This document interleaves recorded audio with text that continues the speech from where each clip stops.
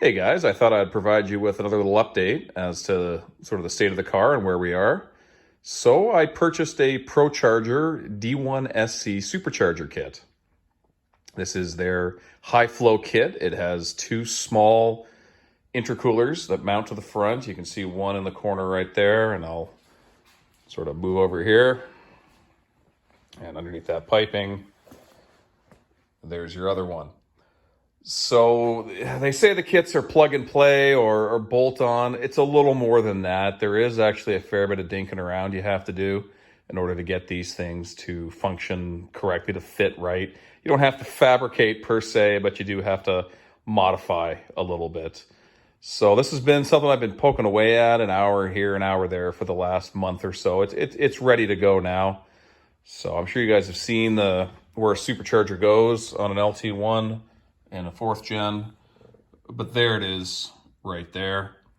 So to get that supercharger to fit, you can see the corner of the engine block versus the bell housing of the supercharger there. They are very close. That is very close. It was tough to fit that up. I've heard some guys will end up actually grinding that section of the block down. I was able to mount these studs fairly loose and kind of weasel the thing in there to get it in, but it definitely was tight.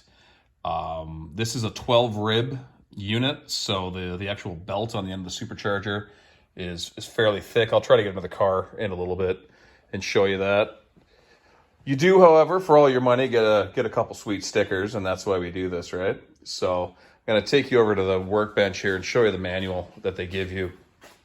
So here's a diagram of what the inlet looks like. You can see you've got your air filter there through a pipe and into the supercharger. That part's fairly straightforward. If you come to here, I'll get this out of our way. That's what they give you for a diagram for the piping. So you can see there's quite a bit there. Right here is your discharge from your supercharger. It comes and it Ys to the inlet of each of these high flow coolers, out, runs to a collector, and then up and in to your throttle body. You've got your little blow off valve right there as well. So it fits. You've got to trim a lot of rubber hoses to get it. It's kind of arts and crafts. It's not nearly as straightforward or as easy as you'd think. And if you guys have worked on 4th gen F bodies, you know how tight everything is under there to begin with. Even changing spark plugs on these things is a nightmare. So it's been neat. I've got to fill the radiator back up, and I still have to change, unfortunately, plugs on the passenger side. So wish me luck in that. That looks like a massacre waiting to happen in there. I'm going to endeavor to try to get into the car here and show you guys what it looks like. I don't know how the quality of this is going to be. One thing you do have to do is trim the shroud on the driver's side cooling fan. That does take quite a bit of effort. So you've got to pull a lot with this 12 rib setup. It is very beefy. I still have the engine serpentine belt hanging down. This right here is the blow-off valve for the supercharger. So see if I can get in here. But this is a vacuum assisted little gate here that opens and closes. So when the throttle body shuts and the engine's no longer experiencing pressure and sees vacuum, it'll open that up and blow off. This is your tubing and your crossover pipe. Again, one runs there to that intercooler, the other over to this intercooler here. There's the inlet piping there. Let's see if I can show you guys the supercharger itself. So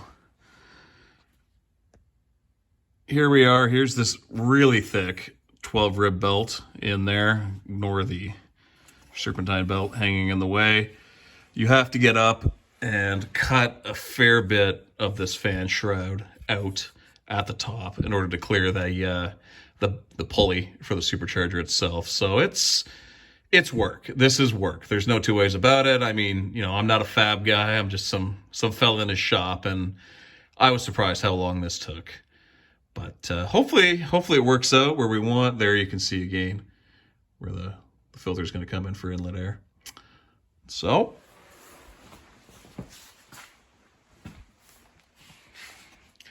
anyway, guys, that's it for now. I'm going to get the bumper fitted back on here. I just thought I'd show that to you before I button it up. But hopefully I'll have a sound clip of this thing coming by the weekend. I've still got a lot of tuning that needs to be done. I'll be working with my engine tuner there to get something in and get these tables all cleaned up. But, you know, with 8 pounds of boost, with what the motor's making before, here's hoping for 600 flywheel. Anyways, that's all I got, fellas. Thanks.